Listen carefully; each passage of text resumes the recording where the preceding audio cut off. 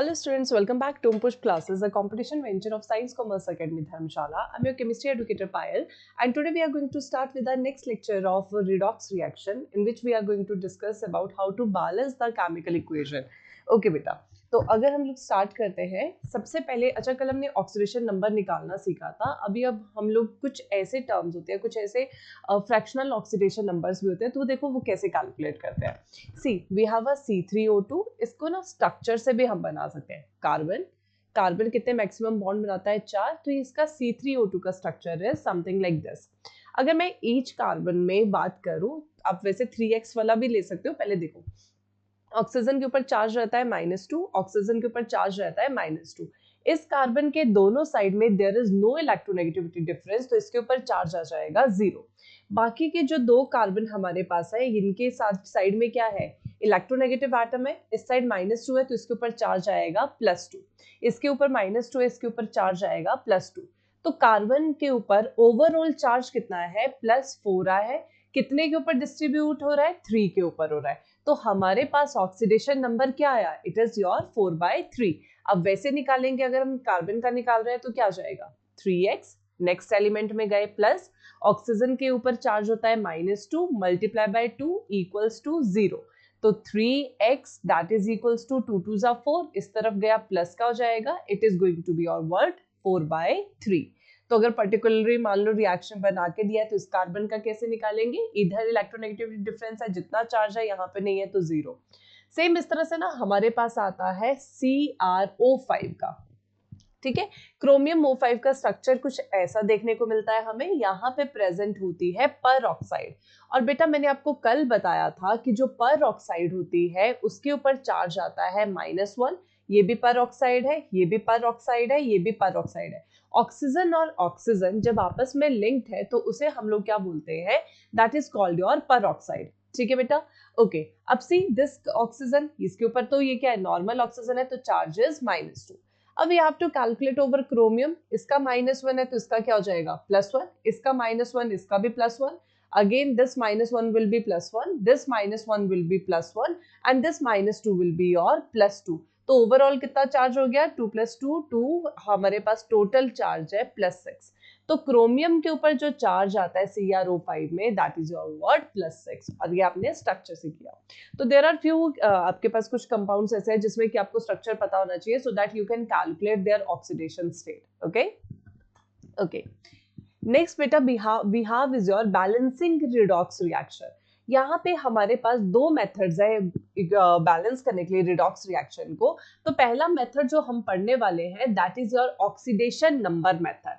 अच्छा, उससे पहले आपको मैं एक चीज करवा दूं कि जहां पे जिन रिएक्शन में ऑक्सीडेशन नंबर इंक्रीज होता हुआ देखने को मिलेगा, उसे हम लोग बोलेंगे कि क्या हो रही है? वहां पे ऑक्सीडेशन हो रही है। और जिसमें ऑक्सीडेशन नंबर डिक्रीज होता हुआ देखने को मिलेगा, उसे हम बोलेंगे यहाँ पे क्या हो रहा है? There is your reduction. ठीक है, ओके। तो बैलेंसिंग के लिए क्या करना है? सबसे पहले रिएक्टेंट और प्रोडक्ट के करेक्ट फॉर्मूलाज लिखने हैं, उनके ऑक्सीडेशन नंबर्स निकालने हैं, उनके ऊपर ऑक्सीडेशन चार्ज जो है वो हमें आइडेंटिफाई करना है। फिर हमें कैलकुलेट करना है कि इंक्रीज हो रहा है कि डिक्रीज हो रहा है ऑक्सीडेशन नंबर में पर एटम से। अगर मोर देन पर एटम है तो जितना कॉफिशिएंट है मैं आपको करवाऊंगी किस तरह से करना है, उसने से मल्टीप्लाई करना है। Then we have to balance the equation with respect to all atoms, main element जो होंगे हाइड्रोजन और ऑक्सीजन को छोड़ के। And after then we have to balance your what? Oxygen and hydrogen. Medium अगर एसिडिक दिया है तो H पॉजिटिव से हम हाइड्रोजन को बैलेंस करेंगे और ऑक्सीजन बैलेंस हो जाएगी H2O से। अगर मीडियम बेसिक है तो हम लोग यूज करेंगे your what? OH negative ion. ठीक है, ओके।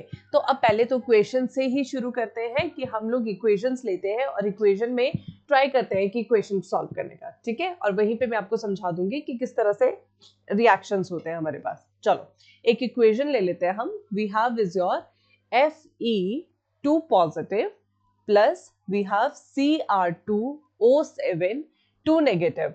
ठीक है, it give rise to plus H positive भी है यहाँ पे। It gives rise to your what? Fe3 positive plus Cr3 positive plus H2O। तो ये आपके पास इक्वेशन है।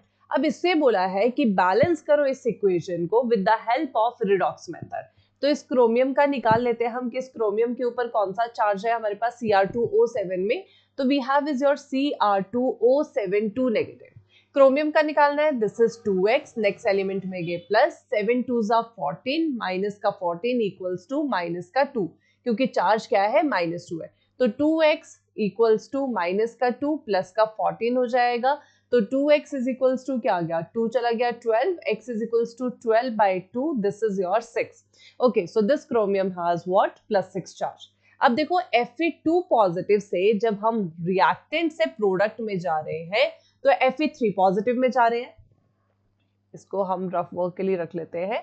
तो हम कहां से कहां जा रहे हैं, +2 से वी आर मूविंग टुवर्ड्स +3।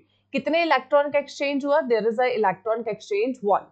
अब ऑक्सीडेशन नंबर बढ़ा ना, +2 से हम कहां जा रहे हैं, +3 में जा रहे हैं। तो there is what, increase in oxidation number. तो अगर इंक्रीज हो रहा है ऑक्सीडेशन नंबर में तो इसे हम लोग क्या बोलेंगे, ऑक्सीडेशन। ठीक है, होगी ऑक्सीडेशन। कितने इलेक्ट्रॉन का एक्सचेंज हो रहा है वो भी देख लो। अब हम कहां से कहां जा रहे हैं, 2 से 1, तो there is a what, only 1 electron का एक्सचेंज।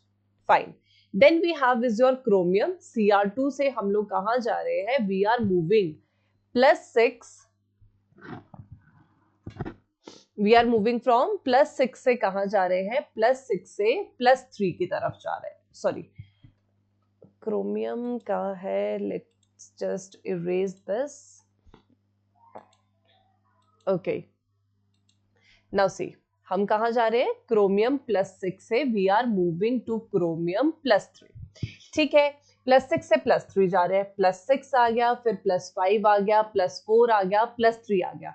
नंबर क्या हो गया, डिक्रीज हो गया ना। तो ऑक्सीडेशन नंबर क्या हो रहा है हमारे पास, डिक्रीज हो रहा है। अब बेटा अगर ऑक्सीडेशन नंबर डिक्रीज हो रहा है तो उसको भी मैम ने आपको क्या बताया, क्या होता है, that is called your what, reduction बोलते हैं। ठीक है, ये वाला स्टेप इतना कर लिया। अब देखना है हमें क्या, कि इलेक्ट्रॉन एक्सचेंज कितना हो रहा है। देखो 6 से 5 1 2 एंड 3, कितने इलेक्ट्रॉन का एक्सचेंज हो रहा है, 3 इलेक्ट्रॉन का। But there is a twist, one twist क्या है यहाँ पे एक चीज आप चेक करो, we have chromium over here, कितने हैं, 2। यहाँ पे क्रोमियम कितना है, 1 है। तो ये जो इलेक्ट्रॉन का एक्सचेंज आया बेटा, ये एक क्रोमियम के आया। अगर यहाँ पे भी Cr2 होता तो मैं सिर्फ इसको 3 रहने देती, बट यहाँ पे 1 क्रोमियम है, यहाँ पे 2 क्रोमियम है। तो दोनों क्रोमियम क्या है हमारे पास, बैलेंस नहीं है। तो यहाँ पे इलेक्ट्रॉन भी बैलेंस नहीं होंगे। तो जितना भी जो नंबर बड़ा होगा उससे मल्टीप्लाई किया हमने और हमारे पास आ गया 6 इलेक्ट्रॉन। ठीक, इतना सा। ओके, नाउ नेक्स्ट स्टेप में हमें क्या करना है कि जो भी आपका नंबर है, ठीक है, हमारे पास जो भी ये बड़ा नंबर है उसे क्या करेंगे आप, आपने क्रॉस मल्टीप्लाई करना है। अब यहाँ पे ये जो 1 है इसको मल्टीप्लाई करेंगे हम 6 से, और 6 वाली को मल्टीप्लाई करेंगे हम 1 से। 1 इधर चला गया, 6 इधर आ गया।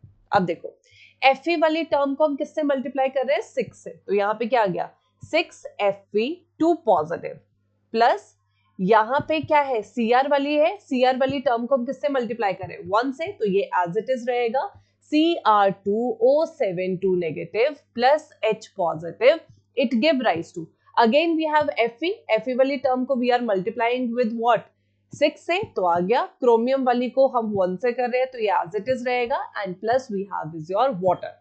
इतना जब आपने क्रॉस मल्टीप्लाई कर दिया तो अब आपका नेक्स्ट स्टेप क्या होगा बेटा, you have to multiply, you have to see your main element. Fe is a main element, balance है। क्रोमियम यहाँ 2 है, यहाँ पे 1 है, तो इसको 2 से मल्टीप्लाई कर दो, that's it. Now see, we have over here 7 oxygen, यहाँ पे हमारे पास 1 ऑक्सीजन है। तो अगर मैं यहाँ पे 7 लगा दूं तो 7 7 ऑक्सीजन बैलेंस हो गए। अब we have here 1 H positive और यहाँ पे एक ही हाइड्रोजन है, यहाँ पे कितने हैं, 7 2 14। तो मैं यहाँ पे क्या लगा दूंगी, 14, and the equation is your what, balanced. तो this is how you balance the equation with the help of your oxidation number method. ठीक है, ओके, एक और इक्वेशन मैं करती हूँ आपकी बैलेंस।